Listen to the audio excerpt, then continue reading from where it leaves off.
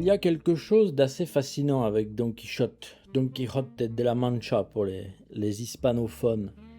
C'est que l'homme qui était un paria jadis est peut-être devenu l'homme le plus représentatif de notre époque. Je vais m'expliquer là-dessus. À l'époque de Cervantes, Don Quichotte, il est ridicule, parce qu'il vit dans une fiction, c'est une parodie le livre. Il a trop lu de romans de chevalerie, Chrétien de Troyes, toute la clique. Il a laissé toute son imagination, la fiction qu'il a engrangée dans son cerveau, dévorer sa réalité. Il regarde une auberge, il voit un château, il regarde des prostituées, il voit des grandes dames de cour, etc. Et donc tout le monde se moque de lui. Et évidemment, à première vue, c'est marrant. Le livre est très drôle, je vous invite à le lire. C'est même le principe comique du roman, c'est le running gag un peu. On a un homme qui n'habite plus le même monde que les autres. Il vit dans une couche symbolique, onirique, qui recouvre le réel immédiat. Mais maintenant, on va se poser 2 secondes et on va regarder notre propre époque. Est-ce que le 21e siècle, on pourrait mettre un peu le 20e, mais beaucoup moins quand même, est-ce que le 21e siècle, à sa manière, n'est pas une gigantesque fabrique de Don Quichotte en puissance, avec infiniment moins de noblesse, cela dit. Est-ce que nous ne vivons pas tous aujourd'hui, plus que jamais, au milieu des fictions, voire dans une fiction généralisée? Avec les séries, les films, les super-héros, que sais-je encore, les mangas, les animés, et bien sûr les jeux vidéo. Qui écoute cette chaîne aujourd'hui et ne joue pas, je sais pas moi, 1 heure, 2 heures, 4 heures par jour aux jeux vidéo? Qui? Ou n'a pas 4 heures par jour de séries et de films, peut-être même plus parfois, pour ceux qui ne travaillent pas. Et même en travaillant, ils regardent des films au boulot. Aujourd'hui, la fiction n'est plus un divertissement qu'on visite une fois par mois, par an, par semaine à la limite, et qu'on quitte, puis on retrouve sa vie. Elle devient pour beaucoup de gens un lieu d'habitation. Parce que le réel est très difficile à supporter quand on est en pleine crise du sens. On ne regarde plus seulement une histoire, finalement, on s'y attache, surtout on s'y projette. On y trouve des valeurs, des modèles, et parfois même son vocabulaire existentiel. On ne dit plus seulement « j'aime cette œuvre », on dit « ah, cette œuvre m'a fait ». Et moi-même, je le concède. Alors attention, la fiction a toujours eu cette fonction aussi, c'est la catharsis aristotélicienne, mais dans le sens où une œuvre transmet des valeurs, puis on s'en détache et on vit sa vie. Ce que je dénonce aujourd'hui, c'est l'installation dans la fiction. Vous voyez la nuance? Moi, je me réclame d'un Metal Gear Solid 2, d'un Shadow of Colossus. Ce sont des œuvres qui font grandir intellectuellement, ou certains films. Je pense même à des films. Prenons un exemple de film qui m'a bouleversé, Jésus de Nazareth de Zeffirelli. On a vu Taxi Driver, même Bruce Tout-Puissant, qui est un film dont il faudrait que je produise l'analyse, qui est un film extrêmement profond pour moi, qui m'a appris les rudiments de la théologie. J'avais 8 ans à l'époque, vous voyez. Et c'est super. Ce n'est pas ce qu'il faut dénoncer ici. Ce qu'il faut dénoncer ici, c'est la place anthropologique gigantesque qu'a pris la fiction dans notre civilisation, qui est une civilisation du faux. Et avec l'émergence de l'IA, je vous renvoie à ma conférence sur la chaîne Padawan HD, c'est vrai qu'on est dans la post-réalité finalement. Et là, vous voyez le paradoxe. Don Quichotte, dans son monde à lui, est un malade parce qu'il prend la fiction au sérieux, il la prend littéralement. Dans notre monde à nous, ce serait quelqu'un d'assez normal finalement. Il aurait une communauté, il aurait des comptes de fans, il aurait des gens pour expliquer que son identité chevaleresque doit être respectée. Il y en a qui sont des hélicoptères de combat, d'autres qui se prennent pour des hommes ou je sais pas quoi. Il aurait peut-être même des spécialistes pour dire que sa vision du monde est une construction narrative légitime. Je force le trait évidemment, mais peut-être pas tant que ça. Et c'est là que Cervantes devient d'actualité, si je peux me permettre, parce que Don Quichotte nous oblige à poser une question que notre époque évite tout le temps. Qu'est-ce qu'une fiction fait à l'âme? Est-ce qu'elle l'élève? Très probablement. Ou est-ce qu'elle la déforme? Très probablement. Est-ce qu'elle prépare à voir le réel plus profondément? Ou est-ce qu'elle rend incapable de le regarder face à face? Vous voyez? Et pour moi, une fiction saine et bonne, c'est une fiction qui prépare celui qui la reçoit à affronter le réel. Une fiction mauvaise, ou plutôt une mauvaise utilisation de la fiction, puisque ça dépend de qui la regarde, c'est quand la fiction nous aide à ne plus affronter le réel. C'est mon propos aujourd'hui. Et on va expliquer pourquoi Don Quichotte dénonce ça avec 5 siècles d'avance, et pourquoi c'est une des plus grandes œuvres de notre civilisation. C'est ça qui fait qu'aujourd'hui on parle de cette œuvre qui est pas méconnue. Tout le monde connaît Don Quichotte, les moulins, tout ça. Mais est-ce que vous connaissez vraiment Don Quichotte? Est-ce que vous l'avez lu? Est-ce que vous l'avez médité et pensé? Est-ce que vous savez à quel point Cervantes est un homme d'une extrême profondeur théologique et civilisationnelle? Don Quichotte n'est pas seulement un roman sur un homme qui confond la littérature et la vie, parce que déjà qu'il y avait une noblesse, hein, il lisait... Le mec, il lit Chrétien de Troyes, il regarde pas des séries Netflix. Hein. Donc en termes d'inspiration de la fiction, Don Quichotte, il est déjà au-dessus de nous tous. Don Quichotte, c'est un roman sur une civilisation qui ne sait plus quoi faire de ses propres idéaux quand ils ne sont plus praticables. À l'époque de Cervantes, la chevalerie, c'est déjà un souvenir. On est en 1600 et quelques. C'est une posture, c'est une littérature fantaisiste, et c'est un costume un peu avec des oripeaux moraux dont on se targue. La guerre moderne arrive, les arquebuses remplacent les prouesses individuelles, les empires administrent, les pauvres mendient dans les rues, les nobles s'appauvrissent ou se ridiculisent, c'est le début de l'émergence de la bourgeoisie. Je vous renvoie à la conférence sur l'histoire de France. Et l'Espagne, qui est un pays dont nous partageons une magnifique frontière, semble immense à l'époque. Et elle porte déjà dans son ventre quelque chose de, comment on pourrait dire, malade, comme nous tous. On est en 1600, je vous le rappelle, on est juste après que Giordano Bruno se fasse brûler vif comme Campo dei Fiori. Au milieu de tout ça, vous avez un homme qui dit non. Il dit non, je n'ai pas envie de cette décadence-là. Il dit le monde ne peut pas être seulement ça. La vie humaine ne peut pas se réduire à manger, dormir, gagner de l'argent, éviter les coups et mourir sans gloire. Il doit encore exister des géants à combattre, des dames à honorer, des innocents à libérer, des injustices à réparer, des enchantements sataniques à briser. Et évidemment, comme il dit ça dans un monde qui ne croit plus vraiment à ces choses, attention, on n'est pas dans un monde décadent, post-chrétien, façon fin 19e siècle. Là, on est gentiment en train de revenir vers une verticalité, certes, on n'en est pas là à l'époque. Mais on commence à le devenir. Et donc, vu qu'il refuse tout ça, il devient un peu fou. Et la question, elle est simple. Est-ce que c'est lui qui est fou parce qu'il croit encore à la chevalerie et aux valeurs transcendantales, ou est-ce que c'est le monde qui est devenu trop bas pour comprendre ce qu'il essaye de sauver? C'est ça la problématique de Don Quichotte. Et avant de parler de Don Quichotte lui-même, Don Quijote, c'est des Espagnols qui écoutent, je suis navré pour l'accent. Avant de parler de Sancho Panza, de Dulcinée, qui est rentré dans notre vocabulaire, des auberges, des coups qu'il reçoit, des humiliations qu'il endure, on va juste faire un petit rappel sur ce qu'est la chevalerie, et du coup je vais devoir mobiliser le grand théoricien de la chevalerie, qui est un saint de l'église catholique, qui s'appelle Saint Bernard de Clairvaux. Parce que Bernard va donner à cette intuition une forme presque incandescente dans son éloge de la nouvelle chevalerie, dont il y a une conférence sur l'initiative CK, je vous invite à l'écouter. On est plus simplement dans le chevalier courtois qui brille en tournoi, ou dans le seigneur qui doit protéger des terres. Le chevalier, tel qu'il est pensé pendant les croisades, c'est un être total, totalement vertical et totalement horizontal à la fois. Ça donne l'ordre du temple, la milice du Christ, cette fusion absolument fascinante du moine et du soldat. C'est pour ça qu'ils abordent une croix. Le centre, c'est eux. Et c'est la jonction entre le monde vertical et le monde horizontal. C'est-à-dire qu'ils ont la même rigueur sur le monde vertical qu'ils l'ont sur le monde horizontal. Donc dans la transcendance ou dans l'immanence de leur existence. Un homme qui peut mourir au combat sans aucune espèce d'hésitation, qui vit dans une obéissance. Et je vous invite à lire Joinville sur le récit de la vie de Saint-Louis, à quel point les musulmans étaient terrifiés devant les croisés et leur fanatisme, qui rentraient dans des espèces de transe que le moderne qualifiera de folie et de schizophrénie, il n'y a pas de problème. C'est un homme, le chevalier, qui affronte des ennemis visibles, mais qui sait que le vrai combat, c'est aussi contre les ennemis invisibles, contre les démons, contre le péché, contre l'orgueil, contre la peur aussi, contre la haine de l'ennemi, parce qu'on ne tue pas avec la haine. C'est très technique chez Bernard de Clairvaux, ça c'est ce qui rend la tâche quasi impossible d'ailleurs. Chez Bernard, le chevalier du Christ ne combat pas seulement pour gagner une bataille, il combat dans l'économie globale du salut. Il porte une armure de fer, certes, mais il doit surtout porter une armure de foi.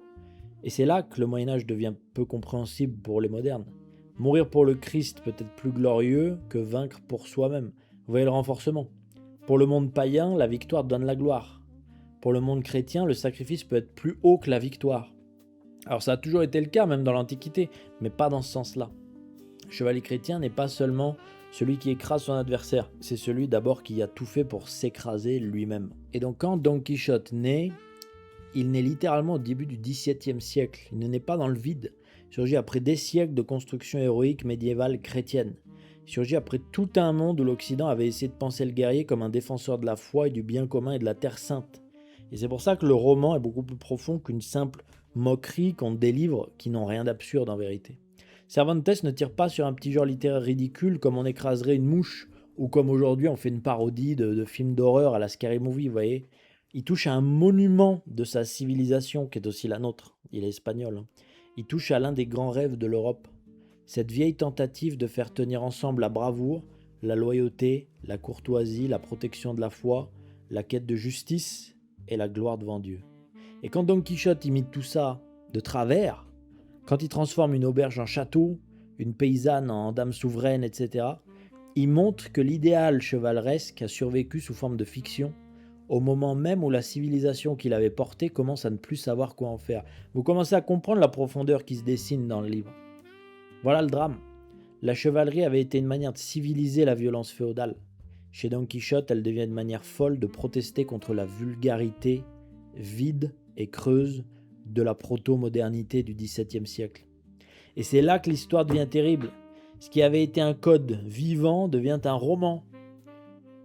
Ce qui avait été une discipline de l'âme devient une espèce de bibliothèque morte. Et c'est ce portrait de Don Quichotte qui s'efface dans sa pile de livres. Remplacer ça par des Blu-ray ou des paquets de nachos ou je sais pas quoi, vous voyez, vu que Netflix a tout dématérialisé. Je vais juste me permettre de prendre quelques minutes de votre temps pour parler un petit peu de Cervantes avant de commencer le fond de l'analyse, parce que Cervantes, c'est pas un universitaire fatigué dans un bureau qui se moque d'un héroïsme traditionnel avec une petite plume, vous voyez. Miguel de Cervantes, il est né en 1547, il meurt en 1616, donc il traverse l'Espagne de ce qu'on appelle le siècle d'or. On a souvent l'image d'une Espagne triomphante, catholique, impériale, maîtresse des mers, maîtresse d'un monde qui s'étend jusqu'aux Amériques, une Espagne qui a vaincu les musulmans, qui les a virés, qui a contenu le protestantisme. Il n'y avait pas de protestantisme en Espagne. Il n'y a pas tous les problèmes qu'on a eu en France, qui porte encore une vocation presque biblique dans son imaginaire politique, parler aux Espagnols cultivés, parce que en tant que Français, on a très peu de connaissances de ce qu'est l'Espagne. Je vous invite à vous renseigner sur ce qu'est l'Espagne, son rôle dans l'Europe pendant 2000 ans. C'est pas un pays insignifiant du tout qui se contente de faire du chorizo ou je sais pas quoi, c'est beaucoup plus grand que ça l'Espagne. Mais derrière la façade impériale, justement, derrière les ors de la monarchie et l'immense prestige, il y a une pauvreté terrible. Une inflation terrible, des mendiants, des voleurs, des galériens de toutes sortes, beaucoup de choses sordides en Espagne, les hidalgos ruinés, les nobles qui gardent les apparences, alors que les poches et les caisses sont complètement vides. Et Cervantes, lui, vient de là. Il n'est pas dans la tranquillité d'une aristocratie installée.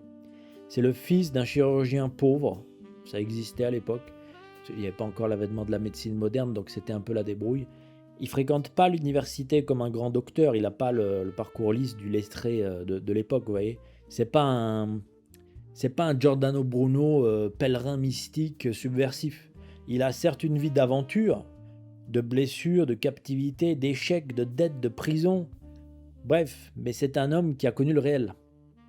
Et c'est très important pour comprendre Don Quichotte, parce que celui qui écrit la plus grande parodie de la chevalerie européenne est peut-être l'un des derniers hommes à avoir vécu quelque chose qui ressemblait encore à l'héroïsme physique chevaleresque. Et il faut bien noter que Cervantes, c'est un combattant. Il combat à l'épante. C'est pas une petite escarmouche décorative dans un manuel. L'épante, c'est une des plus grandes batailles navales de la chrétienté contre l'Empire ottoman. Donc, on est encore dans la thématique des croisades. C'est l'Europe catholique qui se tient au bord d'un gouffre, et c'est la Méditerranée comme théâtre théologico-politique. Donc vous voyez le contexte. Et Cervantes y est. Il est malade, il a de la fièvre, il pourrait rester à l'abri. Beaucoup auraient trouvé une très bonne excuse de ne pas sortir de leur cabine. Et évidemment qu'on les aurait compris, mais Cervantes, il ne veut pas être dans ce côté mou. Il va combattre. Il monte au combat, il est gravement blessé, il perd l'usage de sa main gauche, ce qui lui vaudra plus tard le surnom du manchot de l'épante. Donc déjà, vous voyez, celui qui va écrire Don Quichotte, il a un bras en moins, enfin une main en moins, à cause d'une bataille militaire contre des musulmans. C'est commencer aussi à comprendre qui a écrit le texte, c'est pour ça que le texte a une profondeur. Il se moquera des chevaliers de papier, mais parce que lui-même n'est pas un chevalier de papier. Il a saigné, il a risqué sa vie, il a vu ce que les livres de chevalerie transforment souvent en ornement littéraire, la guerre réelle, la peur réelle, mais il y avait aussi la noblesse. Quand Cervantes rit de Don Quichotte, c'est pas le rire d'un pacifiste confortable qui méprise l'héroïsme parce qu'il n'a pas compris. C'est le rire d'un homme blessé qui sait que l'héroïsme existe, qui sait ce que ça peut inspirer chez lui, mais qui sait aussi à quel point il peut devenir grotesque lorsqu'il se détache du réel. Et la vie de Cervantes ne s'arrête pas à Lépante.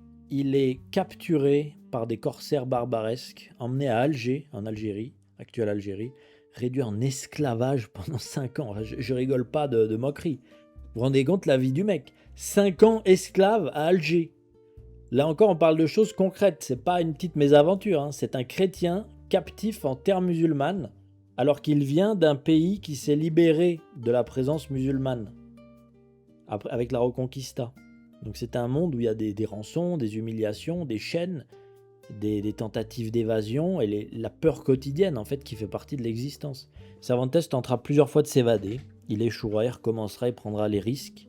Il assume même la responsabilité pour protéger d'autres captifs. Et là on retrouve ce motif qui nous intéresse, l'héroïsme. Donc quand Don Quichotte libère des galériens en se prenant pour un redresseur de tort, il y a du comique, mais il y a quelque chose de beaucoup plus profond. Cervantes sait ce que veut dire être prisonnier. Il n'y avait pas les conventions de Genève à l'époque. Il sait ce que veut dire être livré au pouvoir d'un autre. Espérer une libération. Donc quand son fou de chevalier confond des criminels condamnés avec des opprimés à sauver, c'est pas qu'une plaisanterie. C'est une plaisanterie tragique sur la justice, sur la captivité et sur le discernement, avec l'idée de la charité mal orientée. Et après tout ça, après la guerre, la captivité, les tentatives d'évasion, Cervantes ne devient pas un grand seigneur couvert d'honneur récompensé par une Espagne reconnaissante pour le service. Non, c'est presque biblique dans l'ironie la vie de Cervantes. Ça pourrait être un roman de Don Quichotte à lui tout seul. Malgré tout ce que Cervantes a fait pour l'Espagne, une fois retour au pays, il va connaître des emplois administratifs médiocres, rébarbatifs. Il va connaître des accusations de malversation, des humiliations et même la prison. Voilà l'Espagne du siècle d'or dans toute sa contradiction. Elle produit des héros, elle ne sait plus quoi en faire. C'est littéralement Rambo de retour du Vietnam, là. Parce que l'Espagne, à l'époque, se la joue grande fille de l'église bien sage. On n'a pas de protestants, on a chassé les musulmans, c'est nous les meilleurs. La réalité est un peu plus nuancée, évidemment. Si des Espagnols nous écoutent, vous connaissez mieux l'histoire que moi, n'hésitez pas à mettre des commentaires sur le sujet ou à envoyer des messages. De toute façon, il n'y a pas de boîte mail, donc vous ne pourrez pas envoyer des messages, mais c'est pas grave. Cervantes, il écrit dans ce monde-là, où les mots de grandeur existent encore, mais où la réalité les contredit de plus en plus brutalement. Et là, vous avez tout ce qu'il faut pour comprendre la genèse de Don Quichotte, qui paraîtra donc en 1605 pour la première partie, et 1615 pour la deuxième, donc soit un an avant sa mort, avec 10 ans d'écart entre les deux. Et ces 10 ans d'écart, ils sont importants parce que le roman va changer drastiquement de tonalité entre le tome 1 et le tome 2. Cervantes semble dire « Regardez ce qui arrive quand un homme prend ses livres au sérieux.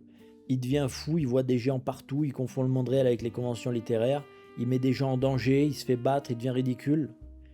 C'est super, mais si c'était que ça, Don Quichotte, on serait pas là en train d'en parler. Ce serait une belle satire, mais pas une œuvre civilisationnelle. Il devient peut-être une ode aux idéaux que Don Quichotte doit puiser dans la fiction, à défaut de pouvoir les retrouver dans son vrai monde. C'est donc un appel à la tradition. Vous voyez qu'il y a une cohérence dans les développements qui sont là depuis quelques semaines sur cette chaîne.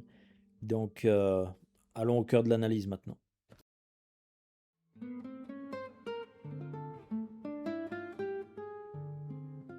C'est ainsi que je commence mon grand 1 que j'ai nommé Grandeur héroïque et dimension théologique. Maintenant qu'on a posé le monde de Cervantes, qu'on a parlé un petit peu aussi du contexte doctrinal et même du passé dans lequel puisait ce contexte, on peut parler de Don Quijote. Je m'excuse encore une fois pour l'accent. Et il faut bien mesurer son entrée parce qu'elle n'a rien d'héroïque au sens classique. C'est un gentilhomme, un gentleman on pourrait dire, pauvre de la Mancha, donc la Manche, un hidalgo de province, non pas un Anne Hidalgo, si vous voyez ce que je veux dire, un homme déjà un peu usé, qui vit dans une région sèche, plate, presque anti-épique, avec quelques biens, il a une grosse bibliothèque, il a des habitudes, une existence assez médiocre, au sens strict. C'est très important parce que Cervantes ne commence pas par nous donner un grand héros déchu, il nous montre un homme ordinaire de son temps, et ça c'est important de le dire, ou plutôt un petit noble déclassé, survivant social d'un monde ancien. Don Quichotte, c'est un hidalgo, donc il appartient encore à un imaginaire d'honneur, de noblesse, de verticalité, mais concrètement il vit dans une pauvreté provinciale, dans un monde où l'héroïsme n'a plus de place en fait. Il n'a pas de croisade, Il n'y a pas de grande guerre, pas de grande dépression, pour citer un Palahniuk. Pas de roi à servir, pas de terre sainte à défendre. Il n'a plus rien à faire en fait. Mais il a des livres qui parlent de tout ça. Et c'est ça sa guerre et son champ de bataille. Sa chevalerie ne va pas naître dans l'action, mais dans la lecture et dans la contemplation de cet idéal traditionnel espagnol, médiéval européen, lato sensu. Et ça, pour notre sujet, c'est fondamental. Don Quichotte va perdre la raison en lisant des romans de chevalerie. La formule est connue, tout le monde la répète, mais on va ralentir un petit peu. Ça veut dire quoi, perdre la raison en lisant? Ça veut dire que la fiction cesse d'être pour lui une représentation du monde, virtuelle entre guillemets, en tout cas fantaisiste, et devient une règle d'existence. Il ne va plus lire Don Quichotte pour se divertir, il va commencer à lire pour habiter. Et ça, j'ai pas commencé mon introduction en disant que c'était anodin le fait que je fasse une comparaison totale avec ce qu'on est devenu aujourd'hui, puisque c'est devenu une norme anthropologique pour le monde entier, en tout cas le monde qui a les moyens d'avoir du temps libre. C'est pas tout le monde non plus, mais vous voyez ce que je veux dire. Et il lit ce Don Quichotte jusqu'à ce que son âme prenne la forme de ce qu'elle contemple. Et là on trouve la question que je posais au début, qu'est-ce qu'une fiction faite à l'âme? Don Quichotte ne lit pas simplement des aventures ridicules, il se nourrit d'un monde où il y a encore des géants, des enchantements, des dames à sauver, bon, toute la panoplie du roman de chevalerie. Et quand il referme ses livres, il regarde son époque et il se dit « Mais qu'est-ce que c'est que ce machin dans lequel je vis? C'est nul. Il n'y a plus personne pour faire ce travail noble, grandiose. Les hommes raisonnables vivent, ils mangent, super. Mais qui se lève pour défendre l'opprimé? Qui se lève pour donner à sa vie une forme héroïque ?» Et il y a une réflexion sur le bien et le mal aussi, c'est la place de l'homme dans le plan divin d'apporter le bien sur terre, vous voyez ce que je veux dire? Et là il bascule, il se dit pas je vais écrire un article sur la décadence de mon époque et aller à une convention de cosplay.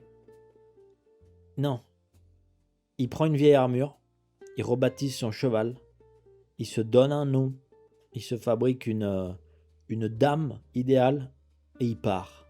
C'est dingue, dit comme ça, hein, mais c'est aussi beaucoup plus sérieux que ce que notre sourire en lisant ça veut reconnaître. C'est un livre vraiment bien, je vous invite vraiment à le lire, Don Quichotte, si vous ne l'avez pas fait. Parce qu'il n'y a pas dans ce départ une protestation métaphysique. Don Quichotte refuse que le réel visible soit le dernier mot du réel tout court. Donc il y a un acte de foi qu'il pose, mais entre la foi et la folie, des fois il n'y a qu'un pas. Hein. Il refuse que la médiocrité du monde ait autorité finale sur son âme à lui et ses valeurs à lui. Et c'est là que sa folie devient intéressante théologiquement. Je ne dis pas qu'elle est sainte en elle-même. Don Quichotte, il est fou. Le livre le dit textuellement. Il fait n'importe quoi. Il met des gens en danger. Il interprète très mal les situations. Il voit des signes là où il n'y en a pas. Bon, ça, on est tous concernés. Il confond ses lectures avec la providence. Donc il ne faut pas le transformer trop vite en saint. Ce n'est pas saint Don Quichotte. Ce serait une erreur. Mais sa folie a quelque chose d'une folie sacrée. Ou au moins d'une folie qui conserve la mémoire du sacré. Et ça, c'est noble. Le monde lui paraît corrompu, plat, injuste, et au lieu de s'y adapter, il décide d'aller contre. Ça, c'est noble. Vous voyez la différence avec nous? Dans notre époque, quand je dis nous, je ne m'inclus pas forcément, je ne vous inclus pas forcément dedans. Quand je dis nous, c'est un socle civilisationnel anthropologique du 21e siècle. Nous, très souvent, quand le monde est bas, on descend avec lui en disant « c'est comme ça les mecs ». « Ah tu veux faire quoi? C'est comme ça. » Attends, c'est comme ça. Don Quichotte, lui, quand il voit la bassesse du monde, il veut aller plus haut que le monde. Beaucoup trop haut, ridiculement haut, dangereusement haut, certes, mais il veut pas descendre avec le monde. Il refuse de se laisser régler par la vulgarité qui l'environne. Et c'est pour ça qu'il est à la fois grotesque, mais qu'il y a un truc qui nous prend aux tripes et à l'âme quand on lit Don Quichotte. C'est qu'il est grotesquement habité par une transcendance. Il est grotesque parce qu'il applique littéralement des codes littéraires morts, complètement anachronique à des situations réelles. Mais il est bouleversant parce qu'il croit encore que la justice mérite qu'un homme se lève. Il croit encore que la force doit servir les faibles. C'est pas un Nietzschéen, le mec. Il croit encore qu'une femme, même misérable, même socialement méprisée, peut être regardée comme une grande dame. Parce qu'il voit l'âme derrière. Il croit encore qu'un homme doit avoir une mission. Et déjà là, on voit la tension de tout le roman. Don Quichotte a tort dans presque toutes ses perceptions immédiates, mais il a peut-être raison dans son refus fondamental du réel. Pas dans le sens où il devrait fuir le réel, parce qu'en fait, ce n'est pas ce que va faire Don Quichotte. Il va pas s'enfermer dans sa chambre. Il va prendre son épée, il va aller se battre contre le réel. Alors c'est exubérant, mais vous voyez où je veux en venir. C'est pour ça que l'épisode de l'argent est magnifique, parce qu'on lui fait remarquer qu'il part sans argent, sans chemise propre, sans provision sérieuse, il n'y a pas de frigo à l'époque, hein. Bref, sans rien de ce qu'un homme normalement constitué prendrait avant de partir sur les routes. Il n'y a pas Intermarché à tous les coins de rue, il n'y a pas de carte bancaire. Je vous remets comme dans le contexte, hein. Et lui répond en substance qu'aucun chevalier errant n'en portait dans les histoires. C'est drôle dit comme ça. C'est même une naïveté presque infantile, puérile. Il a lu des romans où on ne parle pas des détails matériels, donc il en déduit que les détails matériels n'existent pas. Il oublie que même les héros doivent manger. Les croisés, ils ne sont pas partis avec des sacs vides, hein. Ils avaient le savoir-faire pour manger sur place où ils allaient, en parcourant 5000 km à pied, mais ils avaient aussi des ressources. Derrière le comique, il y a quelque chose de très révélateur dans cette scène. Don Quichotte veut vivre hors du monde marchand. Il ne pense pas en termes d'argent, de sécurité, il vit dans une logique de vocation. Le chevalier ne part pas parce qu'il a optimisé ses ressources, il part parce qu'il est appelé par son idéal. Alors oui, dans le réel, c'est absurde. On ne part pas sur les routes sans argent. Il y en a qui l'ont fait, je dédicace à Léo C, s'il écoute l'émission, aujourd'hui c'était un gradé, entre guillemets, de notre armée française. Lui, il avait fait un voyage qui m'avait beaucoup inspiré lorsqu'on était de jeunes étudiants à l'université. Il était parti sans un sou, sac à dos, sur le dos, et il était allé en Europe de l'Est, il avait fini dans un monastère. Sans un sou, il avait fait que du stop et tout, il a vécu des situations très dangereuses, il l'a fait. C'est un peu, donc, dédicace Léo, si tu écoutes l'émission, Don Quichotte des temps modernes, peut-être. Il m'avait ramené une magnifique médaille de Saint-Benoît, d'ailleurs, à l'époque, que j'avais grandement méprisée avant d'en comprendre le sens. Symboliquement, tout ça, c'est très fort. Don Quichotte entre dans l'aventure comme un moine entre au désert, comme Saint Antoine du désert. Il est dépouillé, peut-être imprudent, mais il est détaché. Là où le monde moderne demande toujours combien ça coûte, qu'est-ce que ça rapporte, quel est le bénéfice-risque, quel est le retour sur invest. Don Quichotte va demander où est l'injustice que je dois combattre, où est la gloire devant Dieu, où est la dame, où est le faible à défendre. Et tout le monde rigole. Mais encore, la question, encore une fois, c'est de quoi on rigole actuellement? De son imprudence, c'est drôle. Mais aussi peut-être de ce que nous ne sommes plus capables de comprendre ce qu'il raconte, ce pauvre gars. Ensuite, il y a l'épisode de l'auberge. C'est une des grandes scènes fondatrices du roman, parce que Don Quichotte, il reçoit, si on peut dire, son baptême chevaleresque, son adoubement. Vous pouvez encore vous faire initier en chevalerie dans l'église catholique, il y a un ordre, c'est très compliqué, bon courage. Sauf que tout est faux dans son baptême chevaleresque, et c'est précisément pour ça que la scène, elle est génialement écrite. Il arrive dans une auberge et il voit un château. Dans sa tête, c'est un château. Il voit l'aubergiste comme un chastelin. Il voit les femmes présentes non pas comme ce qu'elles sont, mais comme des grandes dames, je vous l'ai dit, et il demande à être armé chevalier. Et l'aubergiste, qui comprend vite qu'il a affaire à un loco, entre dans le jeu, un peu pour s'amuser et pour s'en débarrasser, et un peu parce que dans ce monde-là, tout le monde joue avec l'illusion dès que ça peut servir. Don Quichotte, lui, il prend la chose avec un sérieux absolu. Il doit veiller ses armes, il doit passer un rite, et il doit recevoir une forme de consécration. Et là, il faut bien comprendre, même quand le rite est parodique, Don Quichotte, lui, y engage son âme. Est-ce que ça ne rend pas le rite réel? Voilà la différence entre lui et les autres. Les autres jouent, lui, il croit à ce qu'il fait. Il a une vocation, il la voit, et c'est exactement ce qui rend la scène à la fois burlesque dans les faits, et sacré dans le fond des faits. La veille des armes est un moment central dans la symbolique chevaleresque. Le futur chevalier se tient devant ses armes. Il entre dans une forme de disponibilité, presque de purification. Dans l'idéal chrétien, l'épée n'est pas simplement un instrument de puissance. Elle doit être reçue comme une charge. On ne devient pas chevalier comme on prend un outil. On entre dans un ordre, dans une responsabilité terrible devant Dieu, celle de tuer des gens, et dans une discipline. Et Don Quichotte, à l'auberge, veut vivre ça. Il se voit comme un cavalier novice. Il invoque Dulcinée, sa dame spirituelle, un peu sa Beatrice, comme Dante finalement. Comme si son aventure devait être placée sous le signe d'un amour qui l'élève. Peut-être vous commencez à faire le lien avec l'histoire de la Fede Santa et des fidèles d'amour. Moi je dis ça, je dis rien. Alors évidemment, Dulcinée est elle-même une construction imaginaire. Ou pas. C'est une paysanne transfigurée par son esprit. Mais là encore, Cervantes joue sur une ambiguïté très profonde. Est-ce que Don Quichotte ment en faisant d'elle une grande dame idéale? Ou est-ce qu'il révèle la vraie nature d'une femme, quelle qu'elle soit, de qui il est tombé amoureux? Est-ce qu'il révèle que l'amour humain a besoin d'idéaliser pour arracher le désir à la vulgarité? Est-ce qu'il invente une femme qui n'existe pas? Ouais. Mais est-ce qu'il rappelle aussi que le regard peut élever ou salir?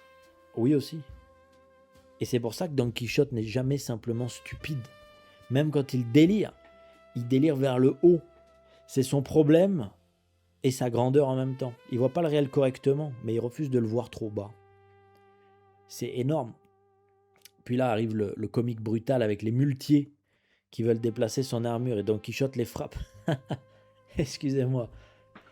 On était dans le rite, dans la veille, et d'un coup on a un vieux fou qui cogne des types parce qu'il touche à ses armes. Enfin, c'est très très drôle. C'est ça Cervantes. Il ne nous laisse jamais nous installer confortablement dans une lecture purement mystique. Il nous ramène au ridicule de la situation. Chaque fois que Don Quichotte semble monter vers le ciel, le réel revient lui mettre un coup dans les dents ou lui faire mettre un coup dans les dents de quelqu'un d'autre. Et c'est très important parce que ça nous empêche de sanctifier naïvement le personnage. Don Quichotte vit les symboles de manière concrète. Pour lui, l'armure n'est pas un accessoire, c'est le signe de sa vocation. Toucher à ses armes, c'est presque profaner son appel.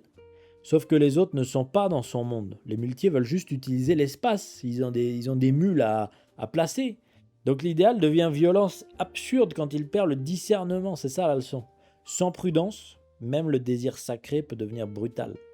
Et sans intelligence du réel, l'amour de la justice de Don Quichotte l'a amené à frapper des innocents. Mais malgré la parodie et le ridicule, le problème, c'est que Don Quichotte croit à ces symboles. C'est bien. Une civilisation qui ne croit plus aux symboles est déjà à moitié morte. Mais le problème, c'est que il croit à des symboles qu'il a arrachés à l'ordre réel qui devait les porter. Il veut une chevalerie, mais il n'a pas droit à servir. Il n'a pas d'église à servir qui l'envoie directement. Il n'a pas eu un sceau ecclésiastique lui disant « ça y est, t'es chevalier, va te battre contre telle personne ». Il n'a pas d'ordre militaire, il n'a pas de guerre juste augustinienne, clairement définie. Il n'a pas de communauté pour reconnaître son état et le valider. Il se sacre lui-même à travers une cérémonie de farce. Et pourtant, au fond de cette farce, il y a une vérité terrible. Quand une civilisation ne transmet plus sérieusement ses rites de grandeur, les âmes qui ont encore faim de grandeur les reconstruisent n'importe comment. Je suis obligé de redire cette phrase parce qu'elle est hautement importante pour moi. Et je m'y retrouve à 100%. Quand une civilisation, la nôtre, ne transmet plus ses rites de grandeur, de passage, les âmes qui ont encore faim de grandeur les reconstruisent n'importe comment, ces rites. Vous faites pas le lien avec tout ce qui se passe aujourd'hui. Vous voyez pas qu'on est tous perdus à regarder à droite, à gauche, à essayer de reconstruire des trucs qu'on nous a pas donnés? C'est ça Don Quichotte. 5 siècles en avance. Il est ridicule parce qu'il fabrique seul ce qu'un monde vivant aurait dû lui transmettre. Il est fou parce qu'il veut être chevalier dans un monde qui n'a plus de place pour la chevalerie. Mais il est grand parce qu'il préfère encore une vocation impossible à une vie quelconque. Et c'est à partir de là qu'on peut se poser une question qui paraît presque absurde au premier regard, mais qui devient de plus en plus sérieuse à fur et à mesure qu'on avance dans le roman. Don Quichotte est-il seulement fou, ou y a-t-il quelque chose en lui qui relève du saint, S-A-I-N-T? Certains critiques ont vu dans l'histoire, et notamment par le style de rédaction, une espèce de parodie hagiographique. Une figure quasi hagiographique, mais avec une tonalité un peu parodique. C'est pas absurde du tout. Cervantes connaissait évidemment la culture spirituelle espagnole de son temps, et européenne. L'Espagne du siècle d'or, c'est pas seulement les conquistadors, les galions, les bureaucrates et les auberges sordides. C'est aussi Ignacio de Loyola, le fondateur des Jésuites. C'est Sainte Thérèse d'Avila, la magnifique. C'est Saint Jean de la Croix. L'Espagne a produit une espèce de clique de mystiques dont le niveau a rarement été atteint dans toute l'histoire de la civilisation chrétienne. C'est toute une atmosphère de réforme intérieure, d'ascèse, de combat spirituel, de discernement. Et chez Don Quichotte, il y a quelque chose qui ressemble à une formation spirituelle, mais déréglée. Il se discipline, il se dépouille, il se donne une règle, il accepte les coups. Sauf que sa direction spirituelle, au lieu d'être un confesseur prudent et un maître de vie intérieure, ce sont des romans. Et c'est ça le problème. L'ascèse existe, mais elle est nourrie par une bibliothèque. Donc évidemment que c'est dangereux. Prenez l'épisode des prostituées. Dans une lecture plate, c'est simplement comique. Don Quichotte arrive, il voit des femmes de petite vertu, et il les traite comme de très très grandes dames d'une grande noblesse. Alors voilà, encore une fois, c'est drôle, allez lire la scène. Sauf que là encore, Cervantes est beaucoup plus subtil. Parce que on l'a déjà dit avec la paysanne, on l'a déjà dit avec les autres femmes qu'il a vues, mais Ok, la scène, elle est écrite de manière drôle, mais vous avez oublié l'évangile? Est-ce que Jésus traite la femme adultère comme un être méprisable qui n'a pas d'importance, ou est-ce qu'il lui redonne toute sa dignité? Donc vous voyez qu'il y a une espèce de sainteté chez Don Quichotte. Même chose avec les galériens. Et là, évidemment, c'est beaucoup plus problématique parce que Don Quichotte libère des condamnés, donc des criminels. Ils ne sont pas du tout d'innocentes petites victimes du système judiciaire espagnol. On va pas faire les naïfs, il y a des criminels, il y a des gens très dangereux, peut-être des tueurs, peut-être des violeurs, des hommes qui ont été condamnés pour des raisons concrètes. Don Quichotte les voit enchaînés, il entend leur récit, et immédiatement son imaginaire se met en marche. Des hommes privés de liberté, donc des opprimés à délivrer. Et il invoque une forme de loi supérieure, une loi de Dieu contre la loi des hommes. Là encore, c'est à la fois magnifique et catastrophique. Magnifique parce qu'il rappelle que toute l'égalité humaine n'est pas automatiquement juste. C'est vrai, une loi peut être injuste. Un tribunal peut condamner injustement, et je pense que vous ne savez pas à quel point, sauf si vous êtes juriste ou que vous traînez dans les cours d'assises, à quel point il y a de l'injustice dans notre système judiciaire, alors qu'on a l'un des meilleurs systèmes au monde. Imaginez ailleurs. Et je ne parle pas de la corruption, je parle d'injustice au sens littéral du terme, dans la lettre de la loi. Et je me rappelle toutes les anecdotes que racontait mon professeur de droit pénal lors de ma première année d'études, et j'avais été scotché devant l'absurdité en fait de ce que je pensais être un système humain magnifique. C'est là que j'ai décidé de ne pas être avocat. J'ai dit mais c'est nul en fait, c'est très médiocre notre état de la loi aujourd'hui. Bref, ça c'est une parenthèse. Don Quichotte, lui, il invoque une loi supérieure parce qu'il va cracher sur ce système humain. Et comme je vous disais, c'est aussi catastrophique. Pourquoi catastrophique? Parce qu'il ne va pas discerner. Il ne va même pas chercher à savoir si ces gens ont fait énormément de mal ou s'ils sont vraiment attachés injustement. Certes, le système humain a des failles, mais tu sais qui c'est que tu es en train de libérer ou pas? Donc il prend le signe extérieur de la souffrance pour une preuve d'innocence et il va libérer ces gens. Et là, on va parler d'un nom extraordinaire, le chevalier de la triste figure. Ce nom n'est pas seulement une blague sur son visage défait, sa maigreur, ses coups, son allure pitoyable. C'est un nom presque mystique. Don Quichotte, le chevalier de la triste figure, n'est pas le chevalier de la victoire éclatante. C'est pas le chevalier de la gloire solaire, c'est pas solaire dans Dark Souls, vous voyez. C'est pas Ornstein et Smough. C'est pas le chevalier des triomphes magnifiques, c'est le chevalier de la triste figure. Celui qui porte sur lui une forme de défaite. Celui dont le visage même annonce l'humiliation. Et il avance Don Quichotte comme une espèce d'icône abîmée de l'héroïsme. Et dans une perspective chrétienne, ce détail, il est énorme. Il ne vous a pas échappé. Parce que le christianisme a placé au centre du monde non pas un héros invincible, qui certes était invincible mais qui a accepté de se faire vaincre, non pas un empereur triomphant avec un sceptre de fer pour citer les prophéties, mais une figure triste, humiliée, défigurée, couronnée d'épines, se faisant cracher dessus, exposée devant la foule, en train de mourir sur une croix. Attention, je ne dis pas que Don Quichotte est le Christ, ne commencez pas à tirer des conclusions grotesques et dangereuses théologiquement. Mais Cervantes joue constamment avec cette proximité symbolique. C'est un homme ridicule aux yeux du monde, qui est humilié, qui est frappé, qui est incompris, et qui continue pourtant à avancer au nom d'une mission supérieure. Et est-ce que finalement cette triste figure ne le rend pas plus proche de la divinité du Christ sur la croix qu'avoir une belle armure en or et un triomphe militaire? La scène de la procession nocturne va encore plus loin dans cette dimension. Don Quichotte rencontre des hommes portant un cercueil, des religieux, une scène obscure, évidemment funèbre, et lui il comprend mal. Il attaque, il interprète la procession comme une aventure chevaleresque. Donc encore une fois, le comique est là, je ne peux pas empêcher de sourire.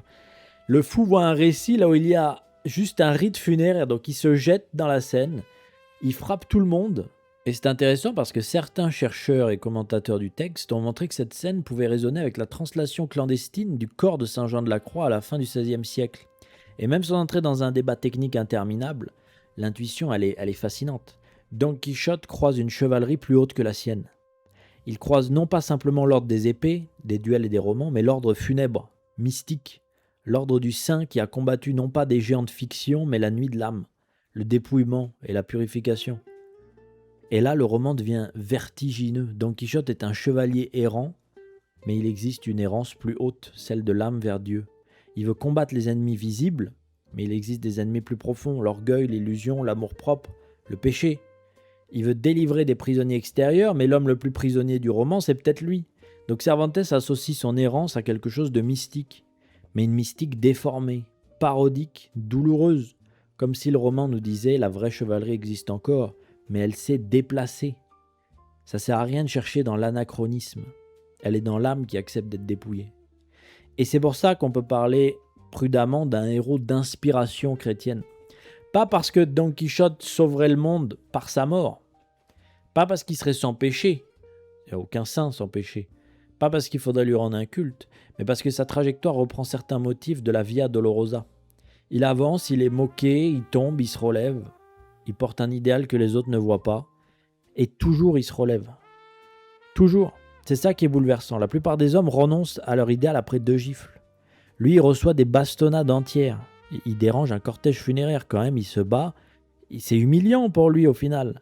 Il finit au sol, fracassé, insulté, et il continue de parler de justice, de gloire, de dulcinée et de chevalerie. Vous allez me dire, ouais, c'est parce qu'il est fou. Certes, mais peut-être parce qu'il faut une part de folie pour ne pas se laisser convertir par la bassesse du monde. Saint Paul dit que la folie de Dieu est plus sage que la sagesse des hommes. Et sans faire de Don Quichotte un apôtre, il y a chez lui quelque chose de cette folie inversée. Les sages du roman sont souvent prudents, adaptés, rieurs, calculateurs, mais ils sont jamais grands, en tout cas pas tout le temps. Don Quichotte, lui, il n'est pas sage selon le monde, mais son délire garde une mémoire de la grandeur. Et c'est peut-être ça que les hommes raisonnables du roman vont le moins lui pardonner. Là, je vous ai cité quelques épisodes, mais vous avez compris qu'en fait, chaque étape de Don Quichotte a plusieurs niveaux de lecture, qu'il y a une grandeur et en même temps un grotesque dans chaque situation. Et il y a une friction entre les deux à chaque fois. Et à partir de là, on peut comprendre le premier livre comme une sorte de parcours initiatique. Inversé, comique, mais initiatique quand même. Le premier livre, c'est l'innocence de Don Quichotte face au monde. Don Quichotte va d'abord partir seul, puis avec Sancho Panza, et il avance comme un homme qui croit que le monde va répondre aux formes qu'il porte dans sa tête. Il croit qu'il suffit d'arriver avec le langage de la chevalerie pour que le monde redevienne chevaleresque. J'ai dit, c'est beau, c'est touchant, mais en même temps, c'est ridicule. C'est presque la loi spirituelle du premier livre. Don Quichotte projette une forme héroïque sur le monde, et le monde lui répond par la matière, par le poids, la lourdeur, vous savez, de ce qui est concret, par les dents cassées. Et Don Quichotte continue malgré tout, alors qu'il n'a pas le moindre signe de confirmation. Il se fait un récit. Et chaque épreuve lui enlève quelque chose. C'est le propre de l'initiation, comme je disais dans l'analyse sur James Bond. Il part avec une image presque intacte de lui-même, et au fur et à mesure que le roman va avancer, il va se briser. L'armure va se briser, donc la forme extérieure de la chevalerie va être atteinte. Le corps va être brisé, donc son idéal va se confronter à la réalité de sa chair. Les autres se moquent, donc la gloire rêvée qu'il désirait tant, ce pauvre Don Quichotte, devient une humiliation publique. Dieu lui-même ne vient pas le récompenser, donc il se dit qu'est-ce qui se passe ? Sancho le contredit, donc son imaginaire doit supporter la présence du bon sens terrestre. Les victimes qu'il croit sauver ne sont pas toujours des victimes, je vous l'ai dit, donc sa charité se heurte au problème du discernement. Et pourtant dans cette série d'échecs, il y a une structure spirituelle, une colonne vertébrale. Le premier livre, finalement, c'est une ascèse ratée. Je dis ratée parce que Don Quichotte ne devient pas plus lucide immédiatement. Il n'apprend pas comme un élève qui corrige ses erreurs au fur et à mesure de chaque leçon. Mais il est dépouillé quand même. Et cette pauvreté de l'âme qu'il va acquérir, c'est une vertu objective. Et évidemment, l'épisode peut-être le plus connu de tout Don Quichotte, l'épisode des moulins, c'est devenu tellement célèbre qu'on le regarde même plus cet épisode. Les gens croient que c'est l'expression qu'on a prise, que pour moi, elle n'a rien à faire dans la langue française, cette expression, en tout cas pas dans ce sens-là, se battre contre des moulins. C'est pas ça l'histoire. Dans le roman, c'est pas juste une blague sur l'illusion. Don Quichotte voit des géants, Sancho voit des moulins, donc il se bat, Don Quichotte, il est dans son délire chevaleresque. Et toute la scène tient dans cette opposition entre deux regards, parce qu'il y a le regard paysan, corporel, pratique de Sancho Panza, il dit c'est des moulins, maître, faites attention, vous allez vous faire broyer. Et de l'autre côté, le regard chevaleresque, symbolique, délirant certes, mais tendu vers un combat invisible. Non, ce sont des géants, il faut les affronter. Alors évidemment, Sancho Panza a raison, ce sont des moulins. Don Quichotte se trompe et il se fait envoyer au sol. Mais est-ce que ça suffit ? On s'arrête là, on coupe la vidéo, c'est la fin de l'analyse ? Ou on comprend que Cervantes a la profondeur pour aller 10 fois plus loin ? Est-ce que les moulins ne peuvent être que des moulins dans cette scène ? Dans une civilisation traditionnelle, le monde visible peut aussi porter un sens invisible. Et c'est là que Don Quichotte devient troublant. Il symbolise trop, dangereusement, mais il refuse de vivre dans ce monde où les choses ne sont que ce qu'elles sont matériellement. Les moulins broient le grain, mais dans son imaginaire, ce sont des puissances monstrueuses. Riez si vous voulez, mais qu'est-ce qu'un monde moderne, sinon un monde de machines qui broient les hommes, le temps, les corps, les pauvres, les paysages, les traditions. Le moulin, c'est le prototype même de ce que va être l'industrialisation. C'est une machine automatisée avec le vent pour avoir une tâche de transformation de la matière. Je ne dis pas que Cervantes pense exactement comme un critique industriel du 19e, mais le symbole, il est clair. Le moulin, c'est une machine à broyer qui est automatisée. Don Quichotte est fou de voir des géants à la place des moulins, mais on est peut-être aussi fou de ne plus voir les géants cachés derrière les moulins. Même chose avec les théâtres de marionnettes. Les illusions, les mises en scène, tous ces moments où Don Quichotte ne supporte pas que le faux ressemble trop au vrai. Il intervient dans la fiction comme s'il devait réparer une justice réelle. Là encore, c'est comique, il détruit ce qu'il ne fallait pas détruire. Il ne comprend pas la distance entre la représentation et la réalité. Mais cette incapacité, elle dit quelque chose, c'est que pour lui, l'image engage. La fiction engage. Un récit ne peut pas être neutre. On ne montre pas impunément le mal. Lui, même quand il voit une pièce de marionnette, le mal, il veut le buter. Vous voyez ? Il y a Jimmy Conway qui applaudit les méchants dans les films. Lui, Don Quichotte, il voit un film avec un méchant, il veut prendre sa télé, casser la télé pour tuer le méchant. Don Quichotte, vous voyez ? Il est ridicule parce qu'il entre dans le théâtre pour sauver les personnages. Mais en fait, c'est énorme. Dans notre époque, aujourd'hui, on consomme des milliers d'heures de violence, d'humiliation, de pornographie, de cruauté, de cynisme. On se dit c'est qu'une fiction. On en vient même effectivement à applaudir les méchants, pourquoi pas. Don Quichotte, non. Il tue les marionnettes. Mais au moins, il sait qu'encore, une image peut être grave.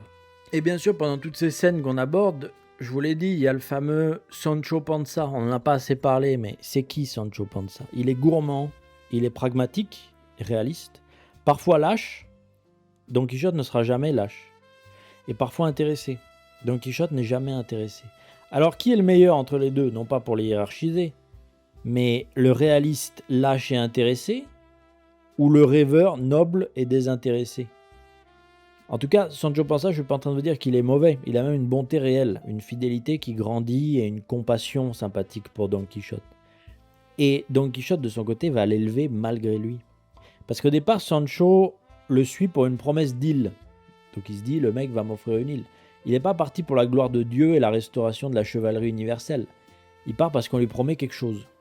Mais en chemin, il va être contaminé par l'idéal de son maître. Vous pensez que Don Quichotte est contaminé par Sancho Panza ? Ou que Sancho Panza est contaminé par Don Quichotte ? Pas au point de devenir fou de la même manière, mais assez pour entrer dans une autre vision de la vie. Et Don Quichotte, lui, est ramené sans cesse par Sancho au poids du réel. Mais ça va jamais bouleverser son paradigme. C'est juste qu'il est obligé de constater, oui, effectivement. C'est un couple spirituel très profond, un peu comme Dante et Virgile. Le fou idéaliste a besoin du paysan corporel et le paysan corporel a besoin du fou idéaliste. L'un apprend que le réel existe, l'autre apprend que le réel ne peut pas suffire. En tout cas, attention, ne commencez pas à mal comprendre mes mots. Le réel, je ne suis pas en train de dire que c'est le monde matériel. C'est le res latin, c'est ce qui est patent et tangible. C'est ça que j'appelle le réel. Ça ne veut pas dire que je ne crois pas à une réalité supérieure au réel, parce que je suis chrétien. Donc j'ai une vision verticale du monde. Pour moi, le monde matériel est un monde temporaire, mais c'est le réel, le res, vous voyez ce que je veux dire. Bref, voilà pourquoi Sancho est beaucoup plus qu'un valet comique, c'est le témoin terrestre de l'aventure spirituelle de Don Quichotte. Et il est celui qui dit à Don Quichotte, « Maître, vous vous trompez, mais je viens quand même avec vous. » Et c'est une très belle définition de l'amitié dans la littérature, je trouve. La première partie, elle se clôt sur une défaite, ou plutôt une série de défaites que je vous ai racontées, qui ramène Don Quichotte au village. Il est ramené chez lui, comme si le monde disait « Ça suffit maintenant, il faut que tu te calmes, Don Quichotte. » Et cette fin a quelque chose de très fort, parce que le chevalier qui voulait partir dans le grand large de l'aventure est reconduit dans son petit espace domestique, villageois, fermier, familier avec ses livres. Le monde de la maison reprend celui de la route, et le réel social reprend celui de l'imaginaire chevaleresque. On pourrait dire la raison a gagné, c'est ça la leçon du livre, c'est super, c'est un rappel au réel, c'est une critique de la fiction. Ok, mais quelle raison ? La raison du curé, du barbier, de ceux qui veulent le sauver de lui-même, peut-être ? Il y a une vraie charité dans cette tentative. Don Quichotte est dangereux pour lui-même, c'est factuel. Il a failli se faire broyer par des moulins, tabassé par plein de gens, etc. Donc il faut le ramener. Mais en même temps, ce retour ressemble aussi à une mise au tombeau provisoire de l'idéal. Le mystique raté est rappelé à l'ordre terrestre. Celui qui voulait sauver le monde doit être ramené dans son lit, fébrile. Il y a un goût amer à la fin de ce premier tome qui est très très amer. Parce que la question, elle est là. Est-ce qu'on a sauvé Don Quichotte de sa folie? Ou est-ce qu'on a simplement empêché la dernière braise chevaleresque de brûler encore un peu? C'est ça qu'on ressent à la fin du premier livre. Cervantes ne répond pas simplement, il nous laisse cette ambiguïté. On se dit, mais il était plus actif, le pauvre Don Quichotte, quand il se battait contre des moulins. On croyait à ce qu'il disait. Et là, il est tout faible dans son lit. Et c'est là que le deuxième livre devient absolument génial. Je l'ai dit, il est sorti 10 ans après. Parce que Cervantes ne va pas se contenter de recommencer la même mécanique comique. C'est pas la saison 2 de Friends, vous voyez. Il aurait pu faire ça. Il aurait pu écrire Don Quichotte repart, il voit des moulins plus grands, il se trompe, c'est marrant. Oh, il avait une prostituée, en fait il l'appelait mamie, etc. C'est génial. Non. La seconde partie fait quelque chose de beaucoup plus grand. Elle introduit dans le roman des personnages qui ont lu le premier tome. Vous vous rendez compte de ce qu'a fait Cervantes? Don Quichotte devient célèbre à l'intérieur même de son monde. Donc il devient un personnage qui rencontre des gens qui connaissent ses aventures, parce qu'il y a quelqu'un qui a écrit sur lui. C'est plus seulement un fou qui plaque des romans sur le réel, c'est un personnage de roman dans son monde. Et là on change complètement de niveau, parce que dans la première partie, Don Quichotte c'était un innocent face au monde. Dans la deuxième partie, il est face à un monde qui connaît sa folie, qui la met en scène, qui l'exploite et qui l'organise autour de lui, comme une marionnette. Autrement dit, l'innocence n'est plus là dans le tome 2. Le monde n'est plus seulement prosaïque et brutal, il devient pervers. Il ne se contentera plus de corriger Don Quichotte par le réel. Il entre dans son délire pour le diriger contre lui et l'exploiter. Et c'est d'autant plus cruel. C'est là que les ducs entrent en scène. Et ils sont essentiels pour comprendre la décadence aristocratique du roman. Parce que ces ducs ne sont pas des paysans brutaux, pas des aubergistes malhonnêtes, ce sont des grands. Ils appartiennent à l'ordre qui théoriquement devrait conserver la mémoire de la chevalerie. C'est ça la noblesse, je vous en ai parlé pour en parler de la Révolution française. Ce sont eux qui devraient comprendre l'honneur, la grandeur, la protection, la noblesse, le sens du service à autrui, le sens de verser le sang. Et qu'est-ce qu'ils font? Ils se moquent. Ils organisent des farces contre lui. Ils manipulent Don Quichotte et Sancho. Ils utilisent leur supériorité sociale et financière pour transformer deux pauvres gars de la campagne en jouets. Voilà la noblesse décadente. Elle ne porte plus l'idéal. Elle s'amuse avec sa caricature. Vous comprenez la profondeur du texte? Elle ne protège plus le faible. Elle se divertit de sa vulnérabilité, alors même que ce faible a plus de noblesse qu'eux en vérité. Elle ne corrige pas charitablement le pauvre Don Quichotte. Elle exploite sa folie comme un spectacle de salon. Et là, Cervantes, il est d'une violence extraordinaire parce que finalement, Don Quichotte est peut-être fou, mais il n'est pas coupable. Les ducs sont coupables. Lui délire au nom d'un idéal saint. Eux sont lucides au service d'une cruauté malsaine. Dans cette seconde partie du roman, Don Quichotte devient non un mythe vivant, mais humilié par ceux qui le consomment. Et c'est très moderne. Parce qu'aujourd'hui, dès qu'un homme, une figure célèbre, un événement, ce que vous voulez, arrive, survient, il est transformé en contenu à consommer, systématiquement.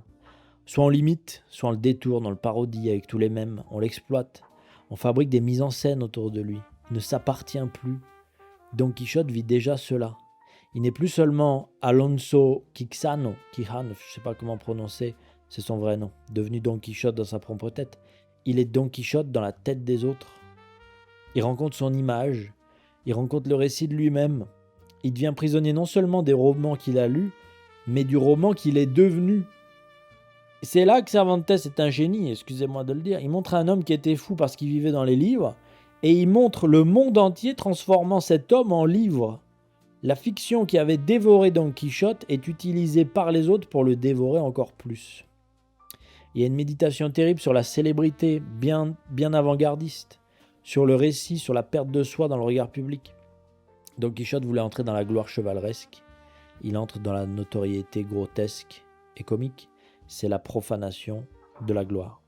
Puis arrive l'épisode de Sancho, gouverneur de l'île de Barataria. qui est l'une des plus grandes surprises du roman, parce que Sancho, depuis le départ, il veut son île, c'est son but. On lui a promis une île, il veut son île. Il la rêve de manière très concrète. C'est l'homme du ventre, de la récompense, de l'avantage matériel. On pourrait donc s'attendre à ce que, une fois placé en situation de pouvoir, il devienne ridicule, corrompu. Et évidemment, la situation est une farce. L'île n'est pas vraiment une île dans le sens épique qu'il imaginait. Tout est mis en scène. Les ducs manipulent encore les événements, on veut s'amuser de lui. Mais voilà le problème, c'est que Sancho, il a dévoré l'idéalisme de Don Quichotte, fondé sur la tradition chevaleresque chrétienne. Alors qu'est-ce qu'il fait Sancho Panza? Il gouverne bien. Et là, Cervantes nous met une gifle. Le paysan gourmand, le bonhomme pragmatique, celui qui semble être le corps un peu lourd attaché à l'âme délirante de Don Quichotte, se révèle juste, compatissant, intelligent, capable de trancher avec bon sens. Il rend des jugements sagaces, il écoute avec attention, il comprend les situations personnelles humaines. Il n'a pas la science universitaire, c'est pas un juriste. Il n'a pas les grandes manières aristocratiques, il n'a pas le langage des cours, mais il a quelque chose que les puissants ont perdu. Le sens du réel, c'est dingue, et le sens du juste. Et c'est énorme parce que Cervantes est en train de dire en substance que la vraie sagesse politique n'est pas forcément là où les titres la prétendent être. Là, vous allez me dire, évidemment, le livre date de 1600, les gars. Cette sagesse, elle peut être chez le paysan, chez l'homme simple, chez celui qui connaît la faim, le travail, les limites, les besoins ordinaires, les petites ruses humaines, la souffrance du quotidien.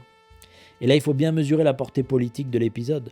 Sancho est meilleur gouverneur que beaucoup de nobles parce qu'il n'a pas entièrement été corrompu par l'opulence et l'abondance. Il n'est pas pur, évidemment, c'est pas un ange, Sancho Panza. Il aime manger, dormir, il aime son confort, il a ses intérêts propres. Mais il n'est pas coupé du peuple. Il sait ce que c'est qu'être pauvre, parce qu'il en est proche. Il sait ce que c'est qu'avoir faim. Il sait ce que c'est que de craindre les coups de quelqu'un. Il sait ce que c'est de parler simplement. Donc quand il juge, il ne juge pas depuis une abstraction de palais en latin. Il juge avec une intelligence incarnée, incarnatus, dans la chair. Voilà pourquoi Barataria est une farce qui devient une révélation. Les ducs voulaient rire de Sancho Panza. Cervantes finit par faire rire des ducs. Les puissants croyaient mettre en scène l'infériorité du paysan. Le paysan révèle l'infériorité morale des puissants. Et quand Sancho finit par quitter son poste, ce n'est pas seulement parce qu'il est fatigué ou que la farce devient trop lourde. Il quitte parce qu'il reste fidèle à son maître, fidèle à une relation, fidèle à quelque chose de plus important que le petit goût du pouvoir. Et là, Sancho a grandi. Au contact de Don Quichotte, l'homme du ventre a appris qu'il y avait plus haut que ses intestins. Il devient plus qu'un tube digestif. Il devient verticalisé.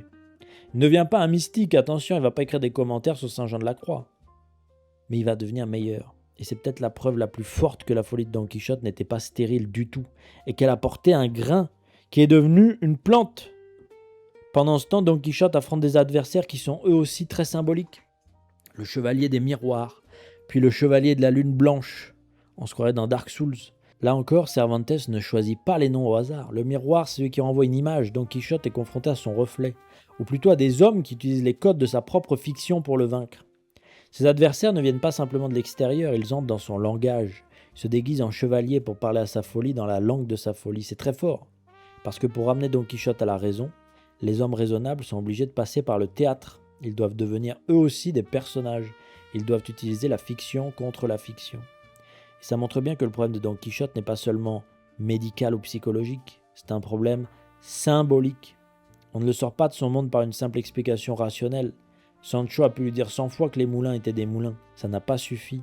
Il faut que son monde intérieur soit défait dans ses propres règles. Le chevalier de la lune blanche, quant à lui à Barcelona, marque la plus grande chute parce que Don Quichotte est vaincu. Et cette défaite n'est pas une bastonnade de plus. C'est pas simplement une humiliation. Je vous ai dit qu'il n'a jamais l'affaire Don Quichotte. C'est une défaite rituelle, presque sacramentelle si j'ose dire, mais à l'envers. Il promet de renoncer à la chevalerie pendant 1 an. Pour Don Quichotte, c'est terrible, parce que la chevalerie n'est pas pour lui une activité du week-end, c'est son identité. Lui demander de renoncer à la chevalerie, c'est lui demander de sortir de la forme qu'il avait donnée à son âme. Et là, on sent que quelque chose se brise définitivement. Le premier livre pouvait encore recommencer. Les coups pouvaient être suivis d'un nouveau départ. Mais là, la défaite annonce la fin du pèlerinage intérieur. Don Quichotte n'est plus seulement corrigé par le réel, il est juridiquement, symboliquement et chevaleresquement vaincu dans le monde qu'il reconnaît. Il doit obéir à la règle du jeu qu'il a lui-même choisie. C'est ça qui est tragique. On ne lui arrache pas seulement son illusion par la force extérieure, on le vainc par son code à lui. Le rêve est tué avec ses propres armes. Et le retour final chez lui est bouleversant parce qu'il ne s'agit plus du même retour que dans la première partie. Au début, on pouvait encore croire à une parenthèse, qu'il allait vite se relever. Là, on sent que l'aventure est finie. Don Quichotte est malade. Et dans la maladie, il retrouve sa lucidité. Alors là, il faut faire très attention parce que cette fin, elle a été interprétée de 1000 manières. Certains y voient simplement la victoire de la raison sur la folie. D'autres y voient un renoncement et une trahison triste de l'idéal, comme si Alonso Quixano mourait au moment même où Don Quichotte disparaît. Mais dans le texte, il y a quelque chose de très chrétien. Il revient à la vérité avant de mourir. Il ne meurt pas dans l'illusion. Il ne meurt pas en proclamant encore des aventures imaginaires. Idée en substance, je ne suis plus Don Quijote de la Mancha, je suis Alonso Quixano. Il reconnaît la folie où l'on plongeait les livres de chevalerie, il renie les fictions qui l'ont égaré, il revient à son propre nom. Et revenir à son nom dans une perspective spirituelle, c'est pas rien. C'est sortir du personnage pour retrouver l'âme telle qu'elle est vraiment. C'est cesser de se confondre avec le récit que l'on s'est fabriqué. Et c'est accepter de se tenir devant Dieu, non pas comme le héros rêvé, mais comme l'homme réel, tout misérable finalement. Et c'est là que la fin est magnifique et douloureuse, parce que Alonso Quixano ne meurt pas simplement guéri, il meurt dépouillé. Il perd Don Quichotte, c'est-à-dire le masque grandiose, héroïque, pathétique aussi et ridicule, mais grandiose quand même. Il perd Dulcinée comme centre imaginaire, il perd la chevalerie comme théâtre intérieur.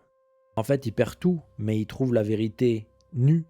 Et la vérité nue pour un chrétien, ce n'est pas le désespoir, c'est la possibilité de recevoir la grâce. Il reconnaît que Dieu l'a ramené à la raison.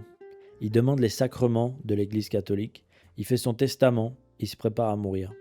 Voilà pourquoi cette fin n'est pas seulement psychologique, elle est théologique. Don Quichotte, après avoir vécu dans une fiction chevaleresque, revient au réel sacramentel. C'est la seule chose qui compte dans son dénuement total, les sacrements. Et ça, c'est une distinction capitale. Le roman ne dit pas « sortez de toutes les fictions pour devenir des rationalistes secs ». Non, il dit « méfiez-vous des fictions mortes qui enflent l'âme, mais revenez aux signes vrais qui sauvent ».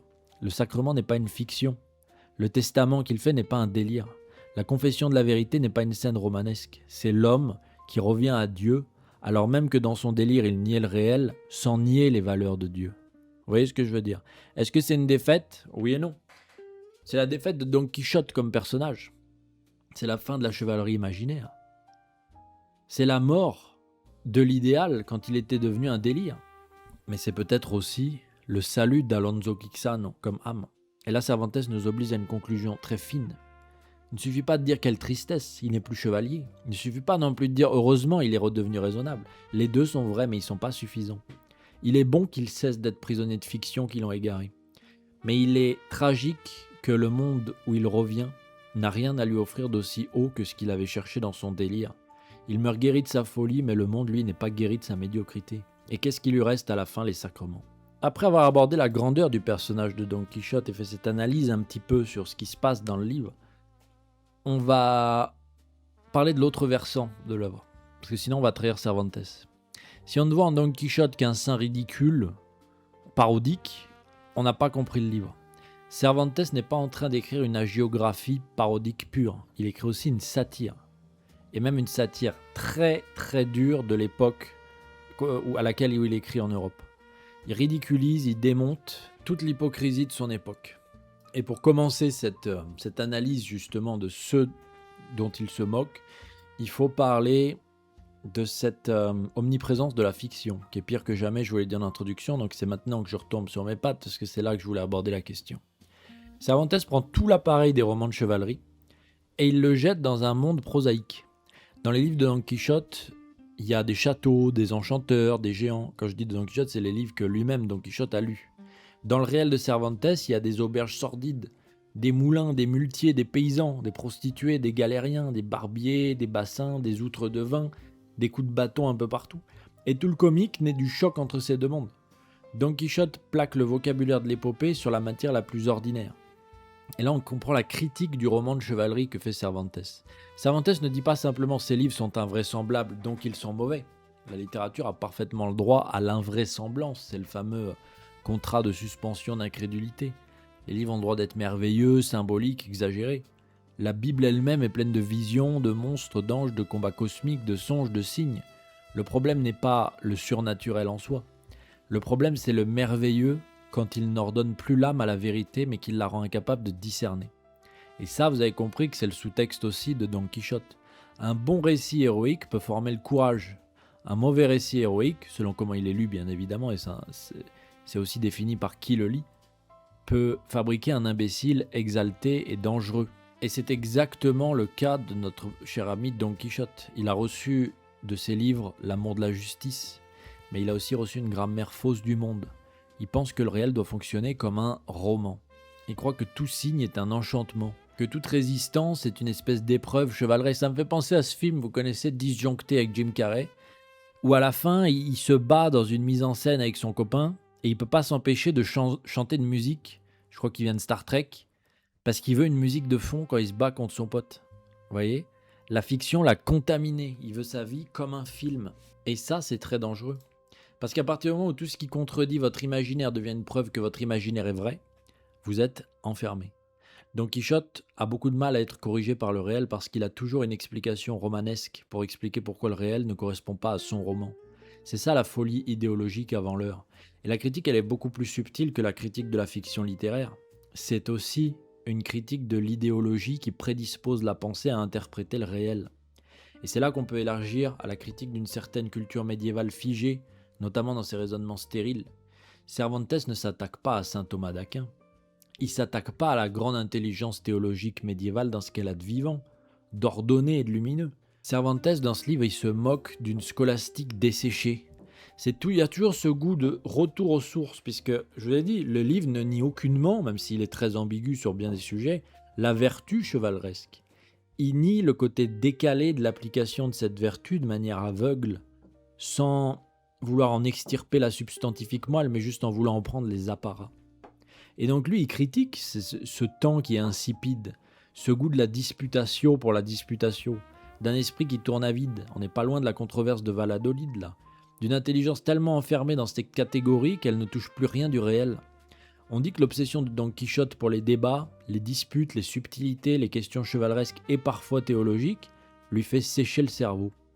L'image, elle est magnifique. Le cerveau desséché par des livres. Pas par l'intelligence, non, par des livres.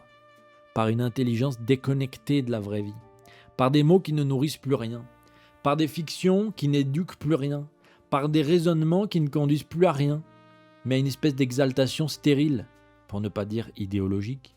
Et là encore, c'est terriblement actuel. Pourquoi vous croyez que je fais cette vidéo ? C'est parce que on peut avoir le cerveau desséché par des romans de chevalerie, mais aussi par des idéologies politiques, aussi par tout le système de la dictature de la fiction moderne, par des fils de discussion, par des systèmes conceptuels, des univers fictifs qui donnent du prêt à penser, avec des discours creux.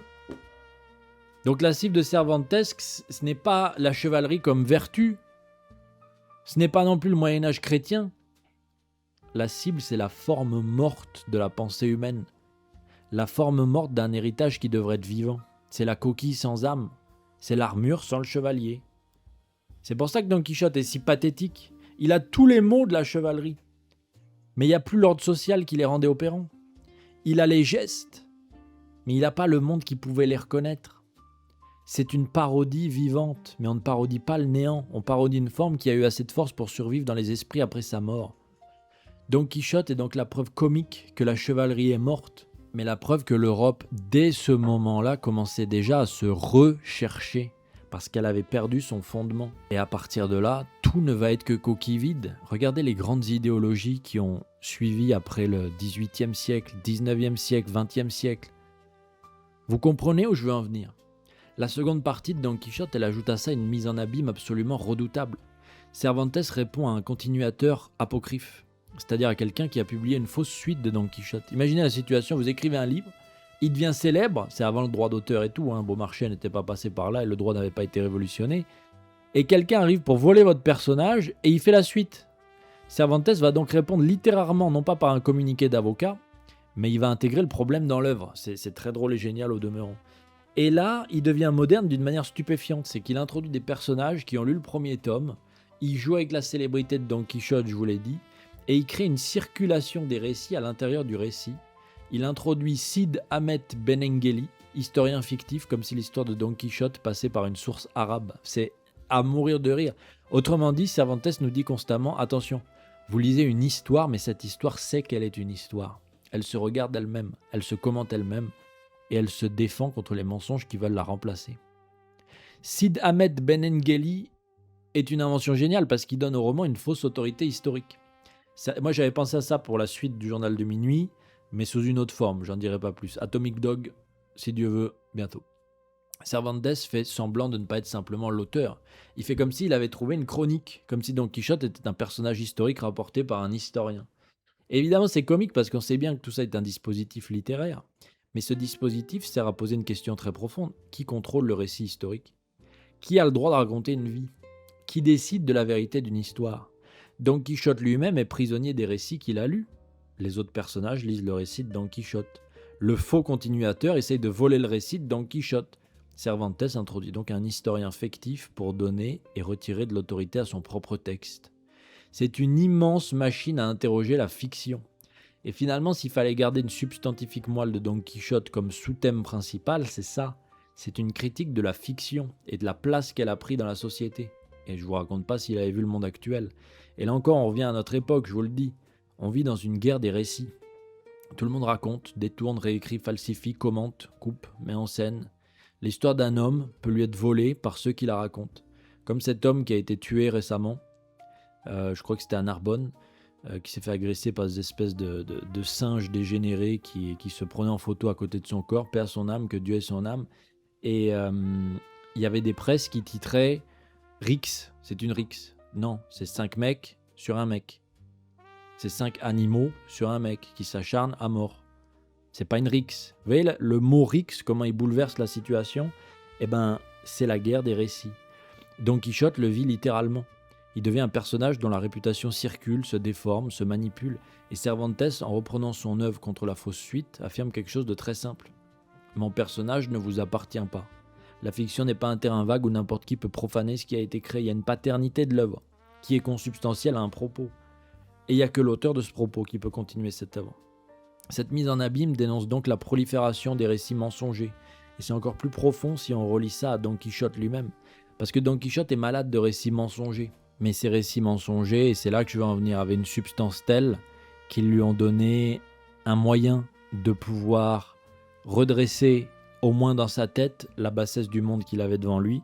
Et là, on va passer à la critique sur la société espagnole, puisque c'est un autre sous-texte très important.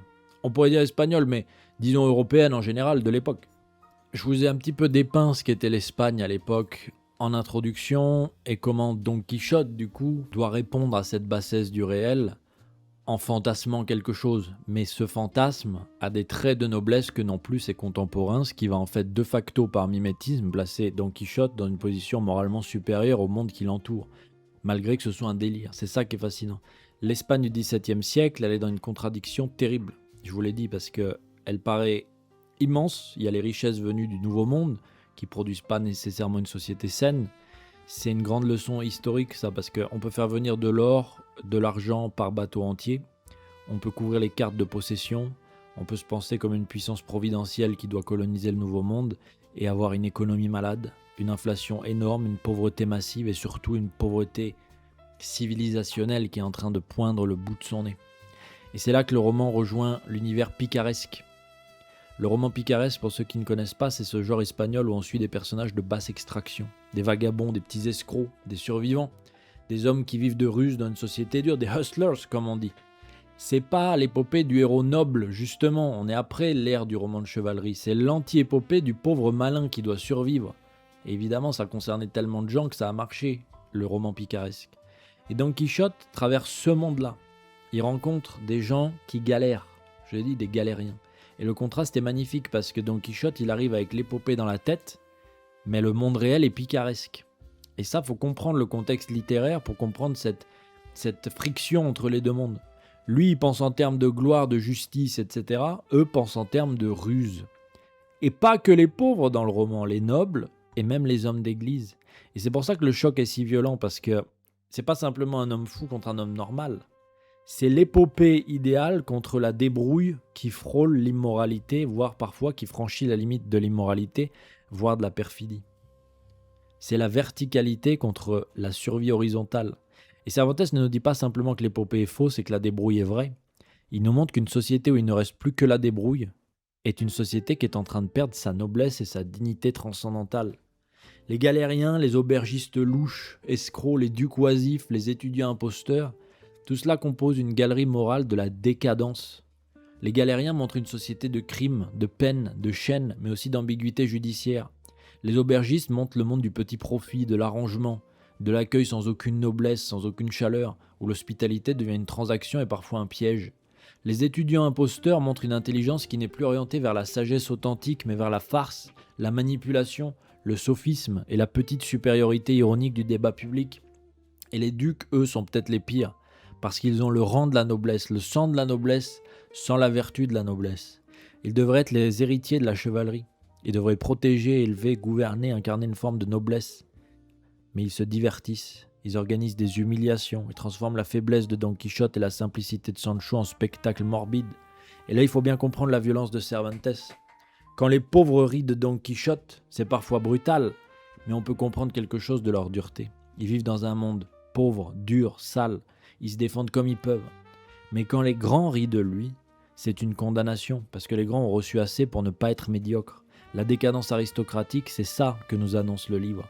Avant le loisir, la culture, la puissance, la sécurité, il faut la sagesse, et cette noblesse ne l'a plus. Et potentiellement qu'elle sera déchue de son rang si elle ne l'a plus, puisque c'est ça qui a fait son rang. Don Quichotte dans cette société apparaît alors comme un révélateur. Il fait ressortir la bassesse des autres, et c'est là que je voulais vous amener après tout ça. C'est que ce fou va révéler les vices des raisonnables. Et dans des passages célèbres, il va même mettre à l'amende des curés, des ecclésiastiques qui n'ont plus la noblesse de la foi, la grandeur de la foi, l'espérance de la foi, qui sont une espèce de fonction tout restreint sur eux-mêmes. Il va les mettre à l'amende, lui, Don Quichotte, le délirant. Parce qu'il va montrer que, ok, il est dans un délire complet, mais sa foi, elle est authentique, sa foi dans la grandeur, elle est authentique, et c'est pas pour rien qu'à la fin, il aura les sacrements.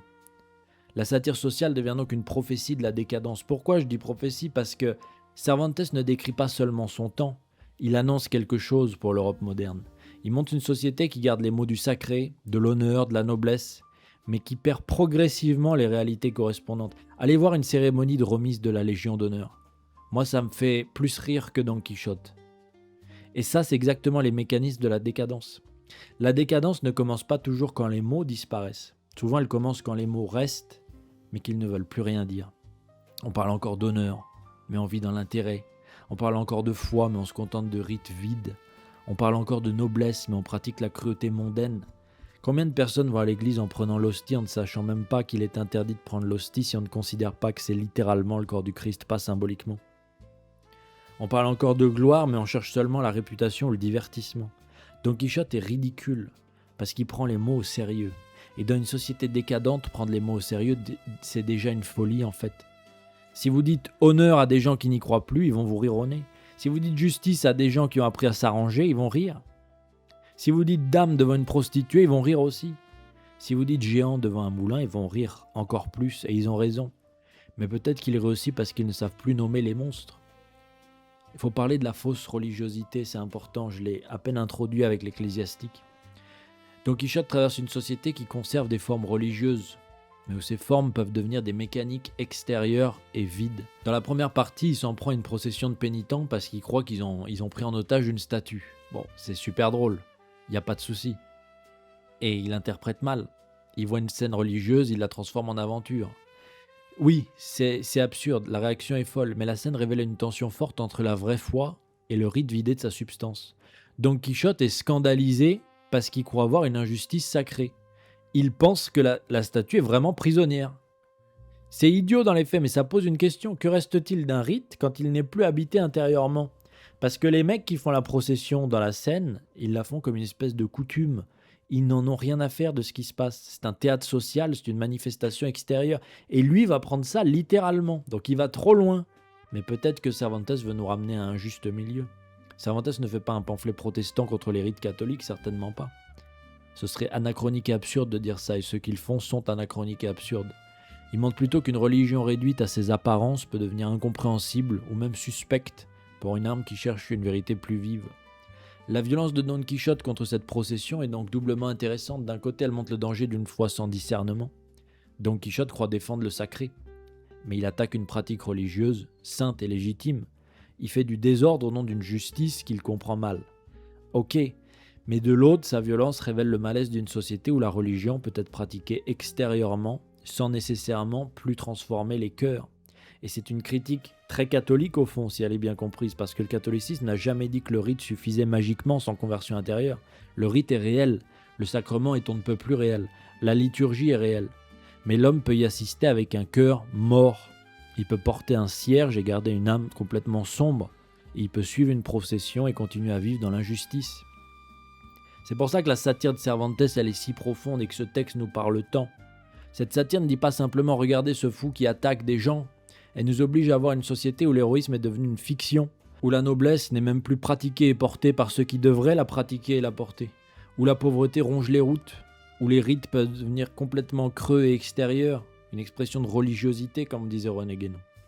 Et cette décadence, elle apparaît avec une netteté presque insupportable tout au long des deux romans de Don Quichotte.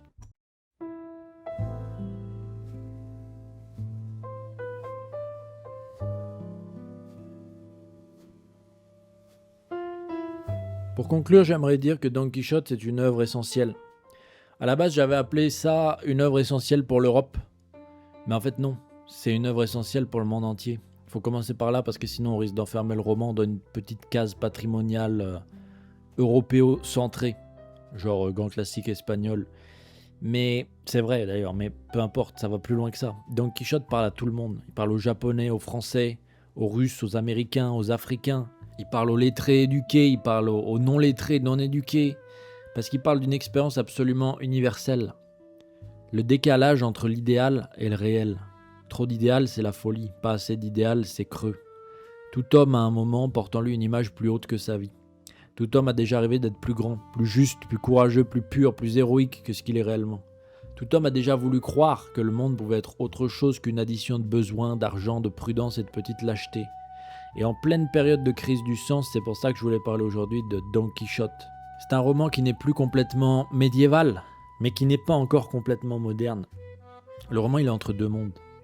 Il a encore la mémoire de la chevalerie, mais cette chevalerie, elle entre dans l'âge de l'État westphalien, de l'administration, de la guerre moderne industrialisée.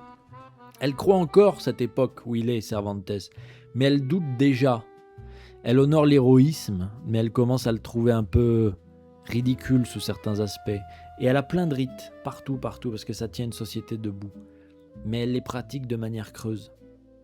Et c'est pour ça que Don Quichotte, c'est pas seulement le dernier chevalier.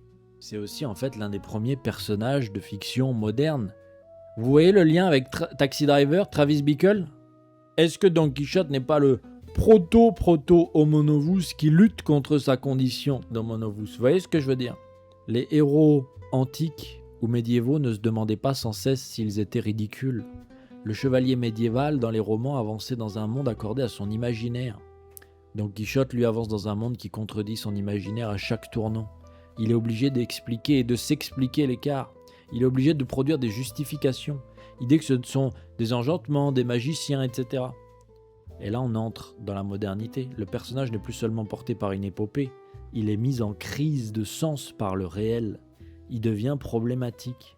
Il devient conscient de sa propre image, personnage de son propre récit intérieur. Je pense que maintenant vous comprenez pourquoi on parle de Don Quichotte aujourd'hui. On vit plus que jamais dans une situation saturée de fiction et vidée de transcendance.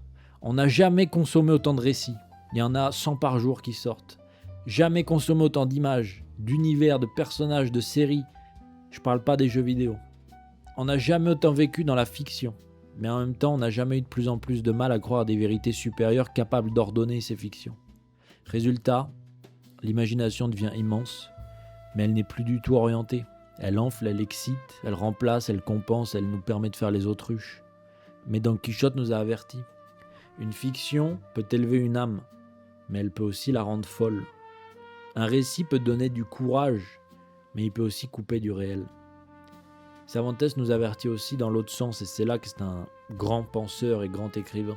Il ne nous dit pas du tout « débarrassez-vous simplement des fictions, des idéaux, des chevaliers, des géants, des dames », Non, parce que le monde qu'irrite Don Quichotte n'est pas un monde sauvé du tout. C'est un monde vulgaire, cupide, intéressé, servile, brutal et médiocre.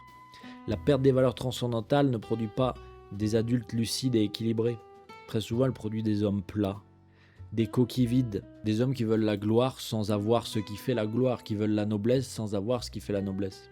Et c'est la grande leçon de toute cette œuvre pour notre temps. C'est qu'il ne faut pas être dans une nostalgie vulgaire du passé. Le passé ne reviendra jamais. C'est une période donnée qui avait son état d'avancement technique, son état de conscience civilisationnelle. Mais la véritable chevalerie, la véritable noblesse, elle est intérieure. Et elle peut être protéiforme, elle peut être adaptée à chaque époque. Ce qui ne veut pas dire qu'elle est molle, qu'elle est privée, qu'elle est psychologique, enfermée dans un petit confort spirituel. C'est pas ça notre idéal civilisationnel.